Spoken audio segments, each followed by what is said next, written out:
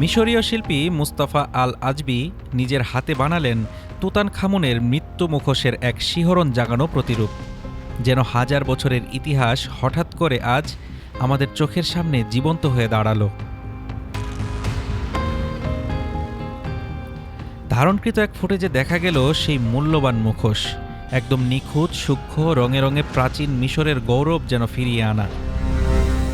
আজাবি আর তার ওয়ার্কশপের ছাত্ররা যেন এক একজন সময়যাত্রী, পুরনো সভ্যতার ভাঙা নকশা ধরে পুনর্জন্ম ঘটাচ্ছেন এক সম্রাটের। আজাবির গল্পটা আরও সিনেমাটিক। তৃতীয় বর্ষে পড়ার সময় তিনি বানিয়েছিলেন তার প্রথম কপি। তিনি বলেন, 1988 সালে কোনো ডেটা ছিল না, একটাই ছবি আর মিউজিয়ামে আমার নিজের চোখে দেখা। সেই ভরসায় বানিয়েছিলাম প্রথম মুখোশটি। 15 বছর পরে আবার ফিরে আসেন সেই কাজে।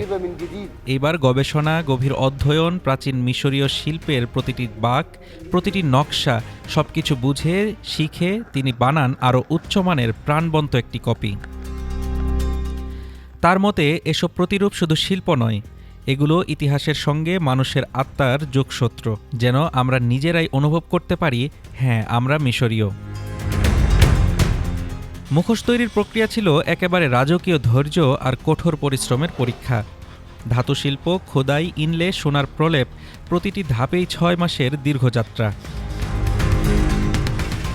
আর যার মুখোশ, তিনি তুতানখামুন, অষ্টাদশ রাজবংশের ত্রয়োদশ ফেরাউন, জীবদ্দশাতেই যাকে দেবতা হিসেবে পূজা করা হতো। 1922 সালে হাওয়ার্ড কার্টারের আবিষ্কার করা সেই সমাধি আর সেই মুখোশ আজও দাঁড়িয়ে আছে রহস্যের মুকুট পরে, যেখানে ফেরাউনের অভিশাপের কিংবদন্তি আরও এক স্তর রহস্য যোগ করে। Desk report, Dhaka today.